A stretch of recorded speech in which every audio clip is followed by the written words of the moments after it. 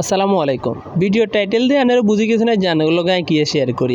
যাই প্রথমে আনে গরুর মাংসগুলোর উলফাড়া দিই উলফাড়া দিয়ে দুইয়েন না ভালো করে একদম কলের হানি হোক হরের হানি হোক সুন্দর করে দিবেন।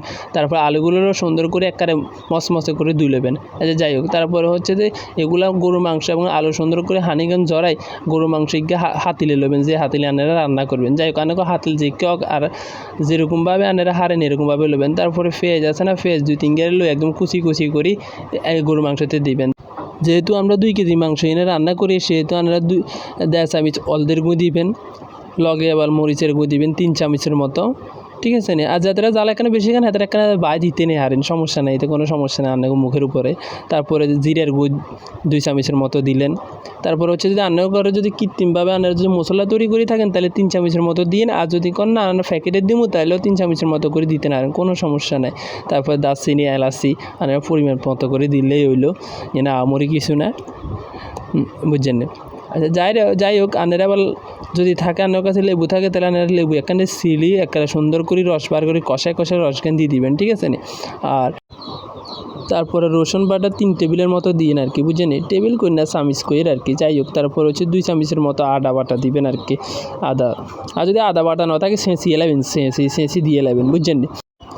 তারপর তেল আপনারা 2 টেবিল বা 3 টেবিলের মতো দিবেন। যাই হোক আমি বোতলের মুখে দিয়ে লেছি, বুঝছেন, আর বোতলের মুখে আইডিয়া আছে, আর আপনাকেও আইডিয়া আপনার বেশি সেই হিসেবে আপনারা দিয়ে লেতে পারেন, কোনো সমস্যা নেই। তারপরে আপনারা কিনবেন যে একদম যত খুশি তত কষা লাগবেন, কষা একেবারে বৃত্তি একের মায় মশলা ব্যাগেন ঢুকালে বেলায় চেষ্টা করবেন, যতক্ষণ ধরে কষা দিয়ে নেবেন ততক্ষণ পর্যন্ত ঢুকবো। তারপরে আপনারা কিনবেন যে ম্যারিনেট করে হালাই রাখবেন, বুঝছেন। তারপরে আর কথা আমরা আর একখানা আগা দিয়ে আলুগুন্ডি যেগুলো কাটি লইছি 2টো লইছি, এগুলো কিনবেন যে তারিতে বাজি লবেন একেবারে লালসা করি।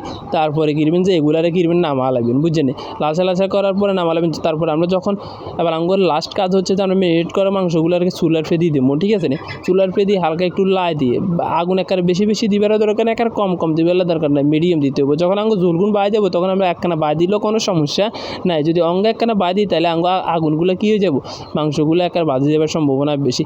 যাই হোক আর এর মাঝে দিয়ে আর ভাই ট্রাফিকের কারণে আমি কিচ্ছা আমার চিনে হানি দিছি দিন কষাবার হানি দিছি দিন, এটা রান্না করে যেতাম হারে নয়। যাই কষানির হানিগুলো দেওয়া শেষ।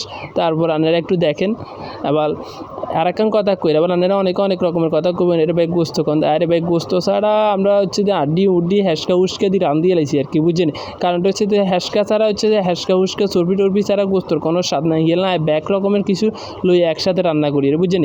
তারপরে দেখেন ও আচ্ছা মাঝদিনে দিয়ে আবার হচ্ছে আলু সেগুন সিদ্ধ করছি, এগুলো আমরা কিচ্ছি কষানির হওয়ার এগুন দিয়ে লাইছি, এটাও রান্না করে দেয় না। কী রুম ভাই একলা মানুষ, ওর লগে আরেক গিয়ে আছে, বুঝছেন, হিজা হচ্ছে কামসোরা, বুঝছেন, এই কারণে আর হিজারে এত হরমাইশ দিন হয়।